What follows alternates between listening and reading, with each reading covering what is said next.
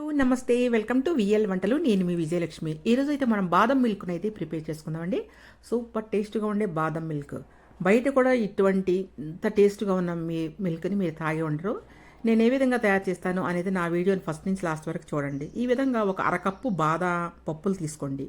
ఈ విధంగా కొంచెం ఒక 20-25 మినిట్స్ నానబెట్టండి. వాటిని నానబెడితే వేడి నీళ్ళలో నానబెట్టినట్టయితే పీల్ త్వరగా వచ్చేస్తుంది. నేనైతే వేడి నీళ్ళు పోసి నానబెట్టానండి. నానబెట్టి పీల్ తీసుకొని పక్కన పెట్టుకున్నాను. ఇప్పుడు 1 లీటర్ పాలు తీసుకొని స్టవ్ మీద పెట్టాను. బాదం పప్పుల్ని వేడి నీళ్ళలో వేయంగానే మనకు పీల్ వచ్చేస్తుంది. పీల్ తీసుకొని దాన్ని కొంచెం మిల్క్లో అయితే ఒక 10 నిమిషాల పాటు నానబెట్టి పెట్టండి. ఈ విధంగా స్టవ్ మీద మిల్క్ అయితే మీకు మరుగుతూ ఉంటాయి కదా.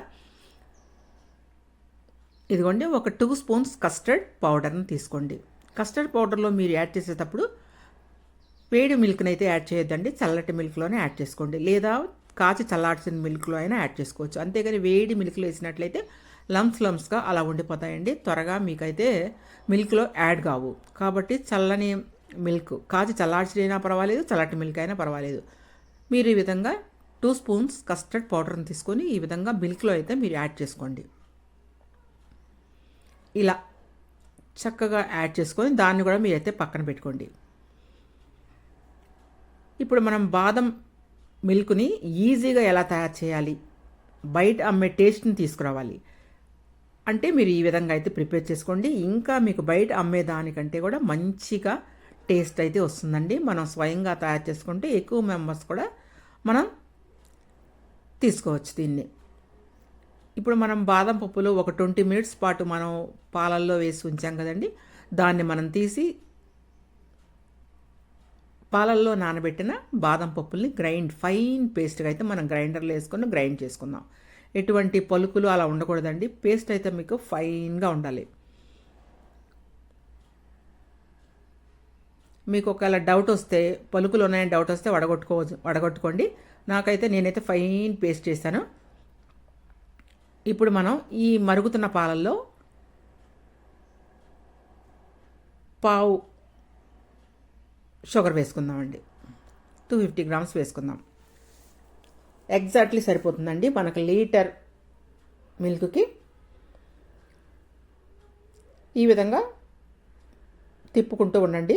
ఇప్పుడు మీరు బాదం పప్పుల పేస్ట్ని దీంట్లో యాడ్ చేయండి. ఫస్ట్ మనం చేసి పెట్టుకున్న ఫైన్ పేస్ట్ని అయితే ఈ విధంగా మరుగుతున్న మిల్క్లో మనం షుగర్ కూడా వేసేసాము ఆల్రెడీ. షుగర్ కూడా కరిగిపోయింది.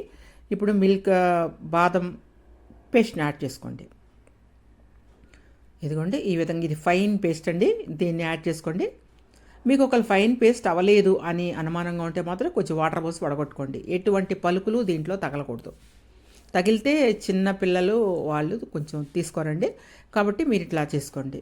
లేదు అంటే మీరు బాగా ఫైన్ పేస్ట్ చేసుకొని ఇలా కలిపేసుకోండి. నేనైతే ఫైన్ పేస్ట్ చేసి కలిపేసాను. ఈ విధంగా కలుపుకోండి.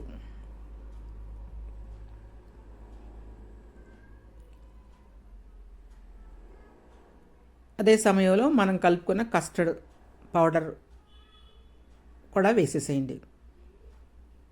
మొత్తాన్ని అయితే మీరు ఇలా లంప్స్ లేకుండా తిప్పుకుంటూ ఉండండి, లేకపోతే మీకు గడ్డలు కడతాయండి. ఇట్లా సిమ్లో పెట్టి తిప్పుకోండి. ఫ్లేమ్ అయితే లోలో పెట్టుకోండి. ఇప్పుడు ఇలా తిప్పుతూ ఉండండి. లంప్స్ పోయే వరకు కూడా ఇలా తిప్పండి. ఈజీగా ప్రిపేర్ చేసుకోవచ్చండి బాదం పాలు. దీన్ని మీరు వేడిగా సర్వ్ చేసుకున్నా చాలా టేస్టీగా ఉంటాయి. లేదంటే ఫ్రిడ్జ్లో పెట్టుకొని సర్వ్ చేసుకున్నా కూడా టేస్టీగా ఉంటాయండి. చాలా ఫంక్షన్స్లో వాటిలో మీకు వేడియే ఇస్తూ ఉంటారండి బాదం పాలు. చాలా బాగుంటాయండి. మీరు ఒకసారి వేడిది అయితే ట్రై చేయండి.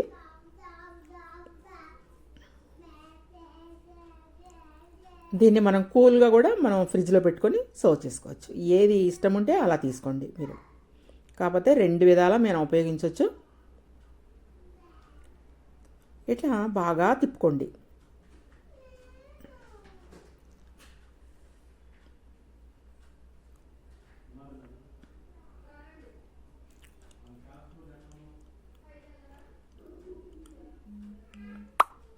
మీరు ఇట్లా తిప్పుకుంటున్నారు కదా, బాగా తిప్పుకున్నప్పుడు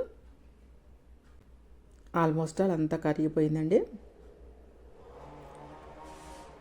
ఇప్పుడు మీకు అవసరమైతే మీరు బాదం పలుకులు వేసుకోవచ్చు. లేదు చిన్నపిల్లలు ఇష్టపడరు అనుకుంటే మీరు ఆ పలుకుల్ని అవాయిడ్ చేసేసేయండి. డెకరేట్ చేసేటప్పుడు కొంచెం 4 పలుకులు వేసుకోండి. నోటికి తగులుతూ ఉంటే చాలా బాగుంటుంది. కొంత ఇష్టం ఉన్న వాళ్ళు వేసుకోండి, లేని వాళ్ళైతే మీరు అవాయిడ్ చేసుకోవచ్చు. నేనైతే వేస్తున్నానండి. ఇలా లంప్స్ లేకుండా అయితే మనం తిప్పేసుకున్నామండి. మీకు అంతగా చిక్కబడిపోతుందంటే కొంచెం వాటర్ యాడ్ చేసుకోవచ్చు. మీకు ఎంత పలస కావాలి అనేది మీకు తెలుస్తుందండి. నేనైతే మాత్రం కొంచెం వాటర్ కూడా యాడ్ చేశాను.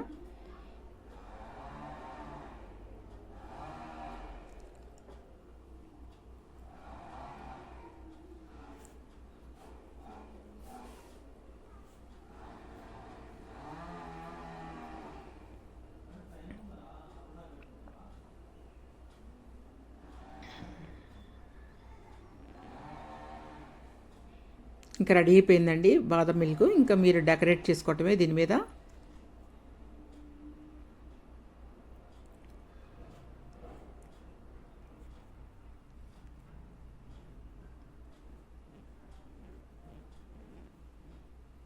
కొంచెం సఫ్రాన్ కూడా వేసుకోండి, పించ్ ఆఫ్.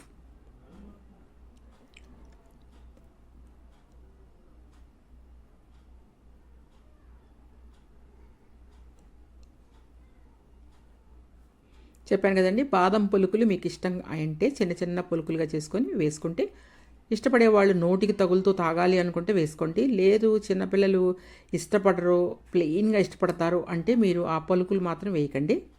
ఇట్లా మీరు చేసుకున్నా కూడా చాలా బాగుంటుంది. నేనైతే మాత్రం కొంచెం పలుకులు ఇలా విధంగా వేశానండి.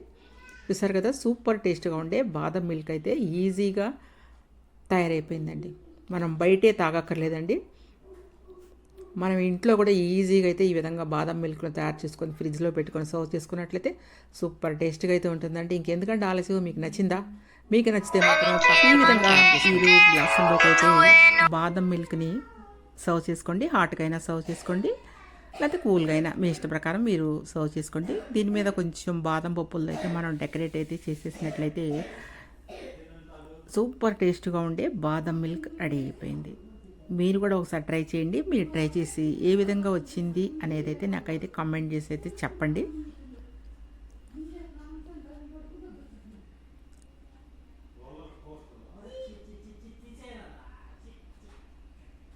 మీరు చిన్న చిన్న కిట్టి పార్టీలు అలా మీకు ఏమైనా వచ్చినట్లయితే మీరు ఈ విధంగా తయారు చేసి వేడి మీద సర్వ్ చేసుకుంటే సూపర్ టేస్ట్గా ఉంటుందండి.